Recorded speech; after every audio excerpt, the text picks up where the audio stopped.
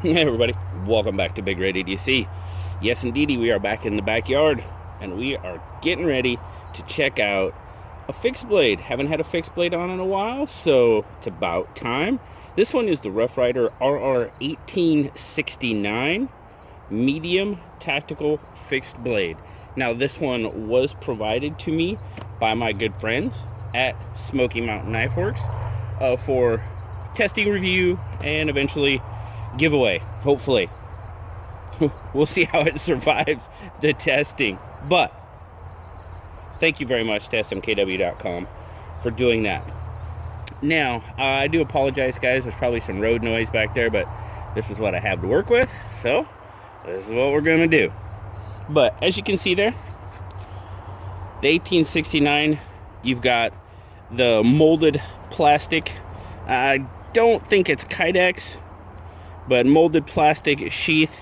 You've got a fairly large belt loop. As you can see, it is set up right now for vertical carry. Now with that belt loop, I mean, you can adjust this, but with the size of that loop, I think you're pretty much relegated to the vertical carry if you're going to carry it on your belt. Now you could, I mean, obviously you've got some holes there, you could lash it to a pack or something like that, but a pretty decent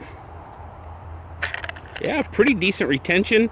No rattle on it whatsoever, so that's very nice.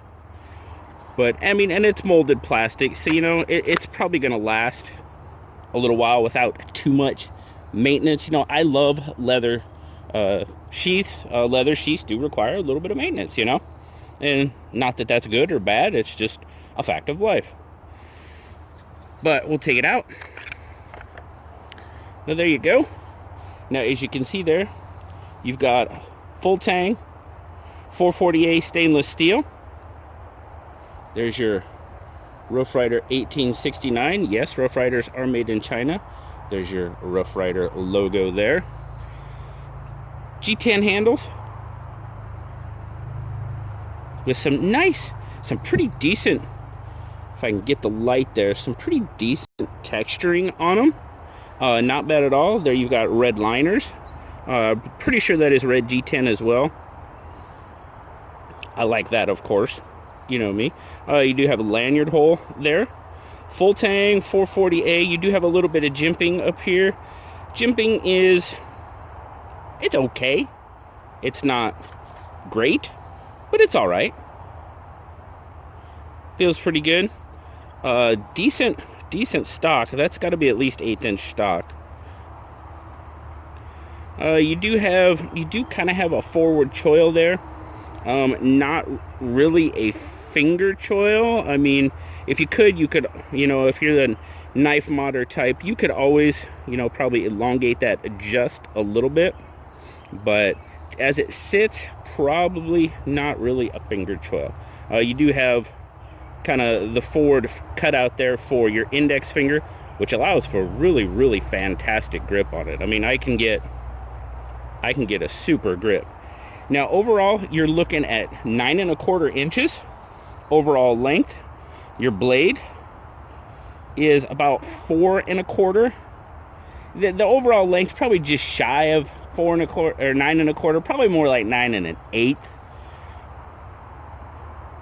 But a 4¼ inch blade length, you've got a decent amount of blade length. And your cutting edge, I mean, you're pretty much getting darn near a full cutting edge out of that 4¼ You don't have a whole lot of separation there between the handle and where the blade begins, so decent amount of cutting length on it.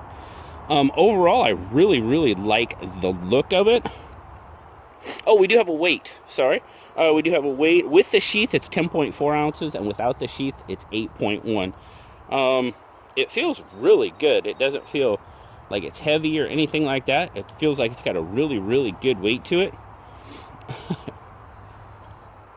Yeah. I really like the way it feels in hand. It feels really good. Everything is, you know, chamfered really well. No sharp spots, no sharp edges. Even back here, kind of on the pommel, a little sharp there, but I mean, not sharp. it's kind of what I would call unfinished, I guess. You know, it kind of has that feeling to it, but it's not sharp. Doesn't really affect your grip at all. You know, it's kind of in that attitude adjuster type position. Nice swedge on the drop point there. But I mean, overall, it's a pretty nice knife. Now, I do have, oh, 20 bucks, guys. 20 bucks. Not bad for 20 bucks. But we're gonna kind of look here and see what your 20 bucks does get you. Now, this is straight out of the package. I have not modified this knife. I have not sharpened this knife. When I did this, I wanted to see exactly what it would do right out of the box. So I got some paper here. Paper did get a little wet because it's kind of dewy out here, but let's see. Okay. The edge. Okay, the edge is not the greatest out of the box. We can see that. Now, and I don't think that's, no, that's not the wetness of the paper either. It's, out of the box, it's going to need some work. So, we're going to see, paper test, not so good. We're going to see if we can, you know, make some feathers, see how it does with wood.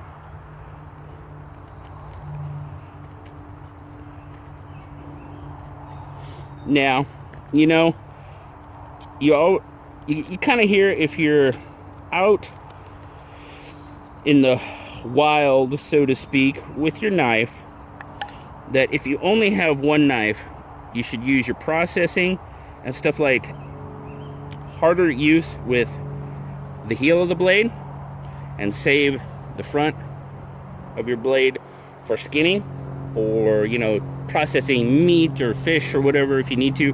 Now, I would, to be perfectly honest with you, I would say have two knives. But if you only have one, that's a good way to save your edge. I would recommend having two knives if possible. If possible. So, yeah, we're not doing too bad. I mean, it's definitely not fine cutting because that paper, yeah, you know, the paper wasn't that great, but it did okay. It made some decent feathers. I do have my ferro rod that came, oh, hold on a second, guys. Sorry about that, guys. I thought I had my ferro rod and I had the striker instead. So no, I do have my ferro rod. This ferro rod came to me from my good buddy Redneck Renegade. He made this as part of his handles for heroes that he's doing. Trust me, I'm not sure how I ended up with one, but he made them for you know, military members and such, and it's just an awesome Nathan 4071 rod in there. Beautiful. He turned this out of driftwood. This is a driftwood handle. Not sure what kind of driftwood, but it's driftwood. So we're going to see if it strikes. Oh, little. We got a little spark. There you go. There's a little spark coming. I didn't think it would do too well. It didn't feel quite sharp enough. I mean, you do get a little bit of spark, but if you want to have this, you know, for bushcraft and that type of stuff, or have the capability of scraping a ferro rod, yeah, you're gonna have to, you might have to take a file to it and get it a little bit sharper than what it currently is. So, I know Zeb wants to see the bamboo. So, we're gonna see, I'm gonna zoom out here a little bit, and we're gonna see what this guy does to bamboo. We're gonna see how the 440A holds up. Now, we know that edge isn't really a paper type edge, so we're gonna see how it's gonna do against bamboo.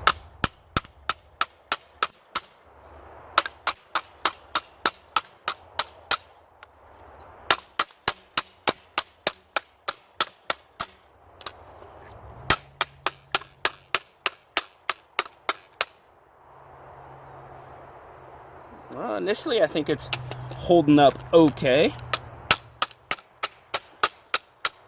Good thing I got that KME because I think it's going to need it. I mean, it's 440A, guys. I mean, you have to know what your steels can and can't do.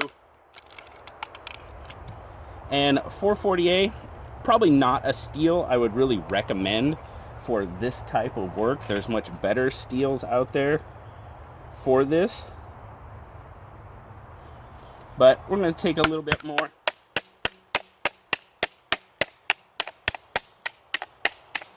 Do I believe this is what this knife is made for? No, not really. I don't. But we'll just see if it can handle it.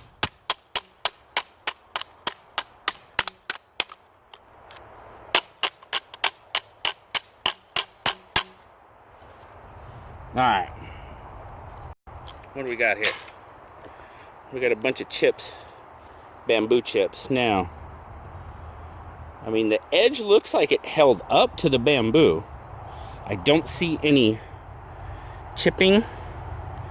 Oh, where's my light? Yeah, I'm not really seeing... Come on, focus on it.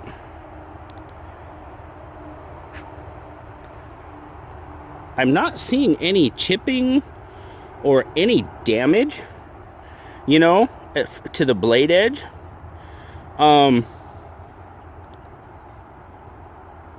Just checking. I'm not really feeling any rolls or anything like that either. No, I mean, for a few whacks on the bamboo, and bamboo's not the most forgiving stuff. I mean, it's not ironwood or anything like that, but it can put a knife to the test. And is that one right there? Oh, I can't tell. Well, I'll focus. Can't get it to focus on the knife. Oh, yeah, I think so. There might be a small chip right. Doggone it. Yeah, with the lighting, it's not going to show. Possibly. Yeah, there is a small chip. There is a small chip in the blade, but the camera's not going to let me show it to you, so sorry about that. Maybe I'll go inside and we'll see if we can get a little bit better look at the chip. So let's do that, guys. I'm going to stop it here right now. I'm going to go in the house, see if I can get a little bit better lighting going. We'll see if we can see that chip. Be right back. Alright guys, here we are back in the house. And I was really wanting to see if I could show you guys what I was seeing. And it looks like it's right there, just above my thumb. You can see that there's a bit of a chip there. I mean, there could be some really, you know, smaller chips, but that looks like the worst one, without question. Now, all this being said, what do I think of the knife? Really? Obviously, I wished it would have came a little bit sharper out of the box. Like I said, I had done nothing to this knife. I hadn't used it. I hadn't even done a paper cut test with it because I wanted to see how it performed straight out of the box. Obviously would have liked to have seen it cut the paper. It looked like the paper was a little damp because it was dewy out. That's definitely not an excuse. But I got another piece of paper here. Let's see. This is a dry piece of paper. Let's see. I mean, after we went at that bamboo, I really don't expect it to do a whole lot. I mean, the tip is good. So, definitely going to have to put that on the KME, and we'll see how I do with it. You know, I'm still learning the KME, so this would actually be the first fixed blade. No, that's not true. I did the little knockoff Moras, you know, that you get at like Walmart or Bud K or those type. Did some of those and they sharpened up pretty well. So we'll see what I can do to this 440A, and we'll see what I can do to the edge. Bring it back, you know.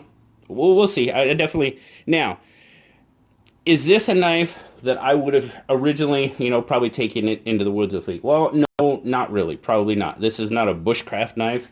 It doesn't say bushcraft in the name. It actually says tactical. Again, even for tactical employment, probably needs a little bit better edge on it. And we'll definitely try to do that and see what happens. See if we can fix her up. But, I mean, it okay. It wasn't the best. It wasn't the worst. I really, really like the way the weight and the feel, and I mean, there you go. That's my 3 3/4 inch hand. I mean, it feels really good. Those of you with larger hands, you might want a little bit larger. You know, I don't know. I don't have larger hands, so I really don't know. I can't. But I mean, I have a decent amount left over, so overall, 20 bucks. Is it an alright $20 knife?